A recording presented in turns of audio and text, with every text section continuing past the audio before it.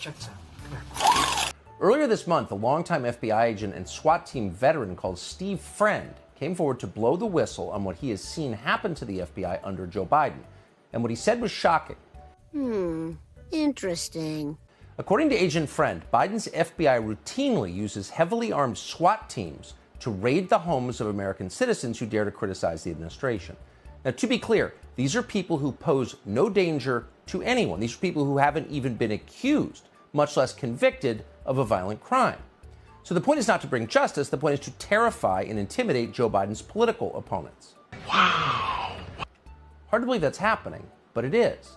Last year, to name just one example, the FBI's counterterrorism division raided the home of a 69-year-old Red Cross volunteer called Joseph Bolanos. An anonymous snitch had claimed that Bolanos was at the Capitol on January 6th. Not that he did anything violent, but that he was there. It turns out that wasn't even true. It was a lie.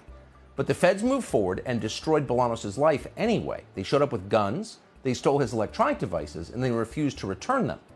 The whole experience was so traumatic that Joseph Bolanos suffered 2 strokes. Well, on September 19th, the FBI suspended Agent Steve Friend for daring to reveal what was happening, these abuses. Now, it's illegal under federal law to punish whistleblowers, but the FBI did it anyway. And then, 4 days later, with Friend out of the way, on the morning of September 23rd, a team of nearly 30 FBI agents bristling with automatic weapons raided the home of yet another harmless man with no criminal record. That man's name was Mark Houck. Houck is 47. He's a leader in his local Catholic community. FBI agents pointed rifles at Houck and his wife in front of their 7 children. Once again, to be clear, Houck is not a terrorist. He's never been accused of terrorism. He is instead a pro-lifer. Houck founded an organization called the King's Men. It's a pro-life group that encourages men to be leaders in their communities. Now, to give you a sense of who Houck is, we want to play this for you. Here he is describing the experience he had earlier this year praying outside an abortion clinic with his son. Okay. A woman came out who had an abortion, and we offered her some post-abortion healing. And, well, we just said, we'll pray for you. And as we were praying, the Sorrowful Mysteries, I brought my son over. I said, come on, let's kneel down. We're going to do this, and we're going to leave. She got into it. She started attacking us personally while we were praying the Sorrowful Mysteries. I said, son, this is what the Lord's talking about when he said they hated me, they're going to hate you. They persecuted me, they're going to persecute. I whispered this to him as she was spewing all this vulgarity onto him and me. And, I just told him, this is what it's going to take. This is what we have to do. This is part of the journey. So that's Mark Houck. Now, he's a religious man. Not everyone is a religious person. Not everyone agrees with Mark Houck. But there's no doubt that Mark Houck is a peaceful, is a nonviolent person. In October of last year, Houck was standing outside another abortion clinic in Pennsylvania. He was joined again by his 12-year-old son. That's when a man approached and began harassing the boy. So to defend his son, Houck pushed the extremist back. That was it. Local police looked into it. The district attorney's office looked into it. Nobody pressed charges against Mark Houck because it's not assault to protect your son from an extremist who's attacking him. But the Biden Justice Department decided to revise this view, and they charged Mark Houck with a federal crime, a felony, obstructing abortion access. There was no evidence that he had obstructed abortion access, but that's what they charged him with. Now, Houck learned about 3 months ago that the DOJ planned to charge him, and he offered to turn himself in voluntarily. That's what a civilized country allows. But that wasn't good enough for Merrick Garland's DOJ. They wanted to punish him and terrify his family to send the right message to anyone who would dare get in the way of the Biden agenda. So the DOJ sent a team of federal agents with rifles to Houck's home. He now faces 11 years in prison for protecting his son. Now, again, it's hard to believe that any of that actually happened, but it actually did. And to confirm it, we are joined now by Mark Houck's wife, Ryan Marie Houck. She was there when the FBI raided her home and took her husband away. Mrs. Houck, thanks so much for joining us. Tell us and I should say you're also joined by your attorney, whom we're grateful to have. But first, Mrs. Houck, what was this experience like for you and for your children?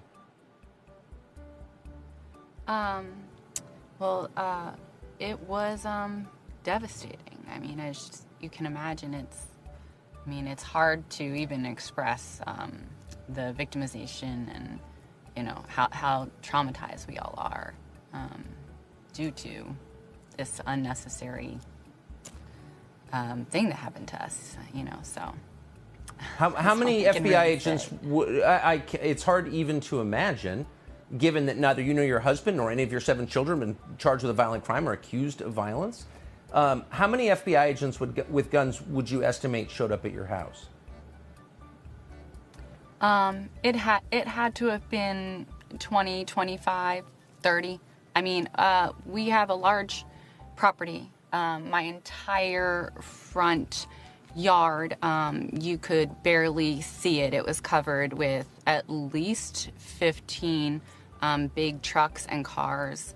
And there were, you know, like I said, 20, 25, 30 men, women, completely in jackets with shields and helmets and guns, and they were behind cars. It was, I mean, something I never would expect to see on my front lawn.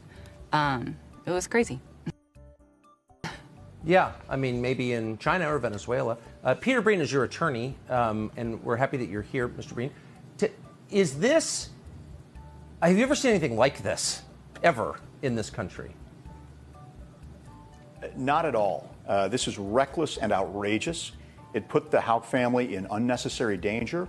And it was the sort of thing that when we've offered to bring him in, didn't get a response.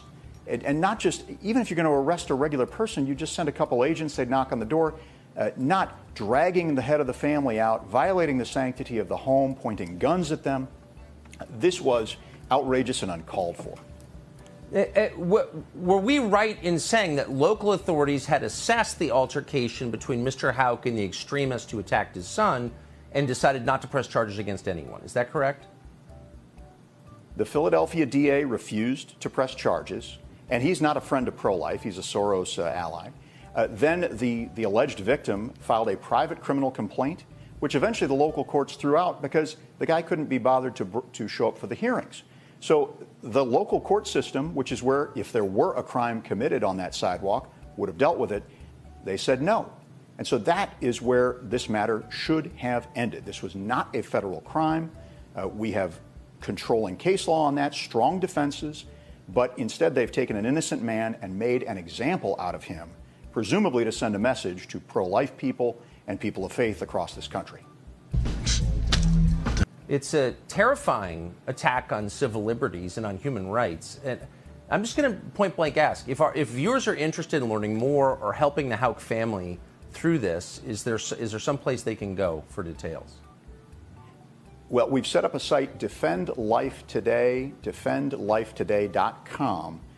We've got our whole Thomas More legal team on this because if we can push back against the Department of Justice here, we can get them to stop, not do this again to someone else. We've also hired the best criminal defense attorney in Philadelphia, one of the best in the country, to help us with this matter. And that costs money, but we are going to make the commitment that we are going to take this all the way to succeed and hopefully prevail in the end, which we are confident of. Okay. Got it.